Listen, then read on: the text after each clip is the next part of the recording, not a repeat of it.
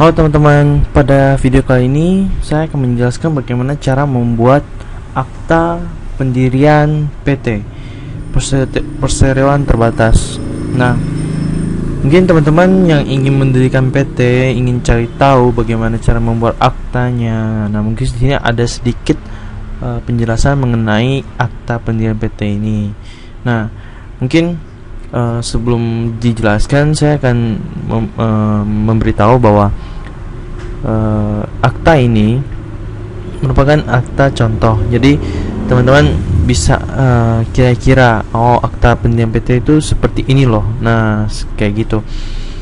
Jadi ini sekitar contoh untuk bagaimana cara membuat akta pendirian PT. Nah, mungkin teman-teman masih belum tahu akta pendirian PT itu seperti apa. Nah, di sini ada sedikit penjelasannya. Oke, di sini akta pendirian PT nomor. Nah, kemungkinan akta ini biasanya dibuat oleh notaris. Nah, kita ke notaris dan ingin membuat akta pendirian PT. Nah, tapi sebelumnya pengen tahu bagaimana sih akta pendirian PT tersebut. Nah, seperti ini contohnya. Oke, di sini ada akta pendirian PT. Terus di sini jelaskan bahwa pada pukul berapa di waktu Indonesia Barat menghadap saya sarjana hukum, notaris di mana. Nah, di sini selaku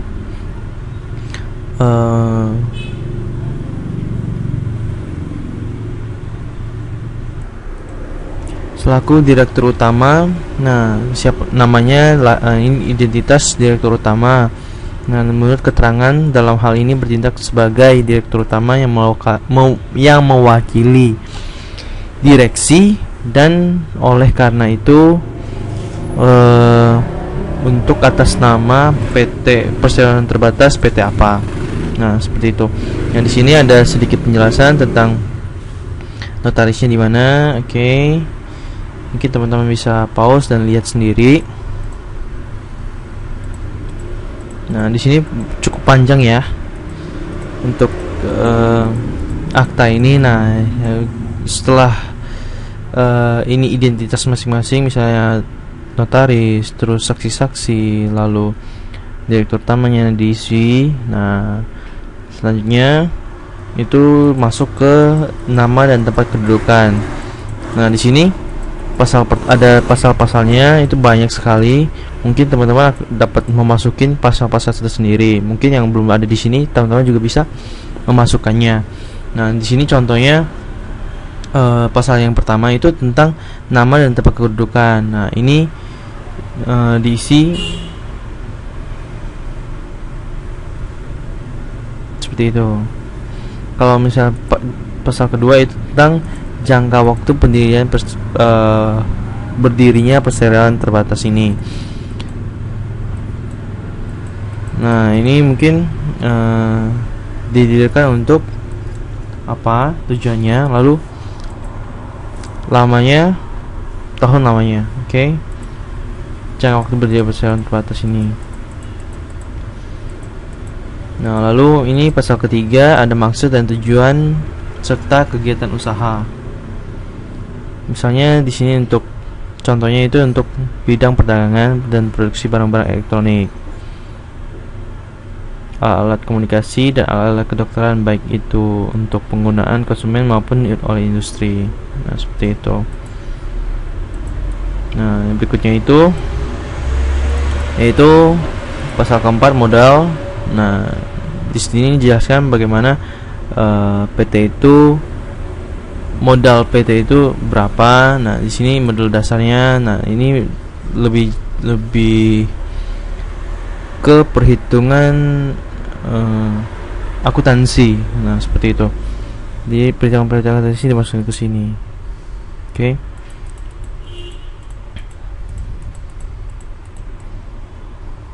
Oke, selanjutnya itu pasal kelima, yaitu tentang saham. Mungkin teman-teman tahu ya saham itu seperti apa. Nah, saham itu adalah tanda kepemilikan Perseroan Terbatas. Nah, kalau saham itu sudah go public, nah itu pertamanya diberikan IPO.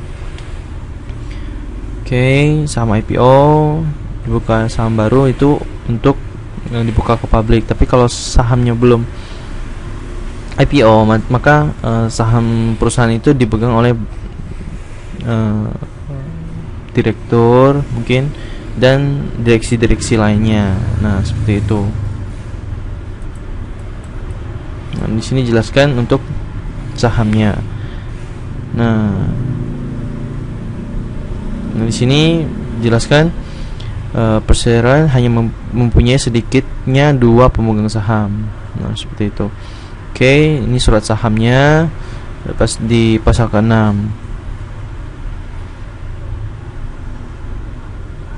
Oke.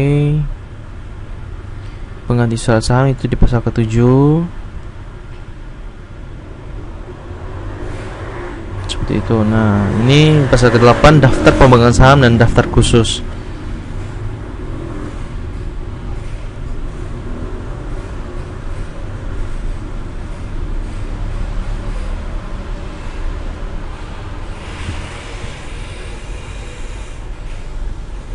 Oke, lalu pasal 9 itu tentang pemindahan hak atas saham. Nah, di sini pasal-pasalnya ayatnya itu berkaitan dengan pemindahan hak atas saham. Mungkin di sini contohnya, pemegang saham yang hendak memindahkan sahamnya harus menawarkan lebih dahulu secara tertulis kepada pemegang saham lain dengan menyebutkan harga serta persyaratan penjualan dan memberitahukan kepada direksi secara tertulis tentang penawaran tersebut. Nah, di sini salah satu contoh ayat tentang penawaran pemindahan hak atas saham. Nah, dijelaskan pada ayat ini. Oke. Nah, bagian berikutnya ada direksi, yaitu pasal ke-10. Direksinya, perseroan diurus oleh pimpinan oleh suatu direksi yang terdiri dari direktur atau lebih. Apabila diangkat dari seorang direktur, maka seorang di antaranya dapat diangkat sebagai presiden direktur. Nah, pemimpinnya yaitu presiden direktur. Nah, di sini tentang direksi dijelaskan bahwa bagaimana tata cara pemilihan direksi seperti itu. Nah, ini ada pasal ke-11 itu tugas dan wewenang direksi yang sudah dibentuk, dijelaskan pada pasal ke-11.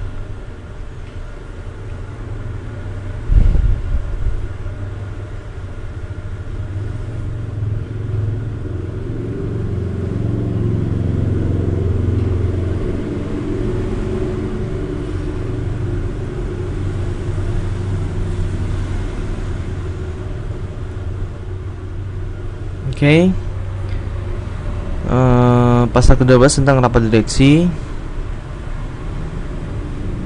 Rapat direksi dapat diadakan setiap waktu apabila dipandang perlu oleh seorang atau lebih direksi atas permintaan tertulis dari seorang atau lebih anggota komisaris, atau atas permintaan tertulis satu pemegang saham atau lebih yang bersama-sama mewakili 1/10 bagian dari jumlah seluruh saham yang dengan hak suara yang sah.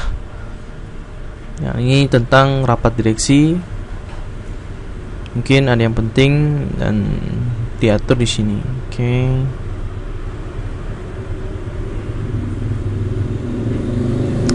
Pasal ke-13 tentang komisaris.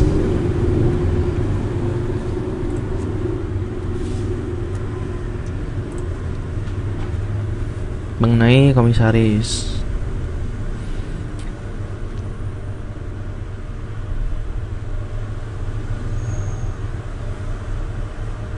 Oke, pasal ke-14 tentang tugas dan wewenang komisaris. Oke, ini pasal ke-15 tentang rapat komisaris. Untuk detailnya mungkin teman-teman bisa dapatkan di link di bawah video ini. Nah, untuk itu silahkan download, silahkan diklik link di bawah. Ini pasal ke-16 dan tahun buku, supaya cepat aja ya. Pasal ke-17 tentang rapat umum pemegang saham, RUPS. Nah, di mana teman-teman sering dengar berita kalau ada RUPS yang sudah go public ya tentunya. RUPS misalnya BCA. Nah, Bank BCA RUPS, nah seperti itu. Ini rapat umum pemegang saham diatur pada tanggal 18 pasal 18. Terus nih pasal 9 tentang rapat umum pemegang saham luar biasa, itu karena ada terjadi hal yang luar biasa. Nah, seperti itu. Pengaturannya di pasal ke-19. Nah, itu lalu pasal ke-20 mungkin tempat dan pemanggilan rapat umum pemegang saham. Nah, diatur di sini. Lalu yang berhubungan dengan PT ya seperti itu. Pemimpin dan berita acara rapat umum pemegang saham diatur pada pasal 21. Lalu quorum hak suara pemutusan itu bagaimana caranya? Nah, itu dijelaskan pada pasal ke-22. Nah, selanjutnya itu tadinya penggunaan laba. Penggunaan laba itu ini contohnya ayat pertama. Nah, contohnya di ayat pertama itu laba bersih perseroan dalam suatu tahun buku seperti tercantum pada neraca, dan perhitungan laba rugi telah disahkan oleh rapat umum pemegang saham tahunan dibagi menurut cara penggunaan yang telah ditentukan rapat tersebut. Nah, di sini penggunaan laba itu diatur dalam pasal 23. Oke. Lalu pasal ke-24 tentang penggunaan dana cadangan yang milik PT. Oke, lalu di pasal ke-25 ada pengubahan anggaran dasar. Nah, pasal ini diatur. Lalu di pasal ke-26 tentang penggabungan, peleburan dan pengambil alihan. Pasal ke-27 tentang pembubaran dan likuidasi. Pasal ke-28 itu peraturan tertutup. Oke. Nah, sekian pembuatan akta. Nah, di sini dibuat pada akhirnya ini kurang lebih dengan akta jual beli tanah, tapi lebih ke saksi-saksi yang untuk pembuatan akta pendirian PT. Oke, mungkin di sini akan ada tanda tangan saksi-saksi, para pihak, dan notaris. Oke, sekian cara pembuatan akta pendirian PT. Mungkin untuk lebih lengkapnya teman-teman dapat mengklik link di bawah video ini. Oke, sekian teman-teman untuk contoh pembuatan akta pendirian PT. Oke. Terima kasih atas perhatiannya.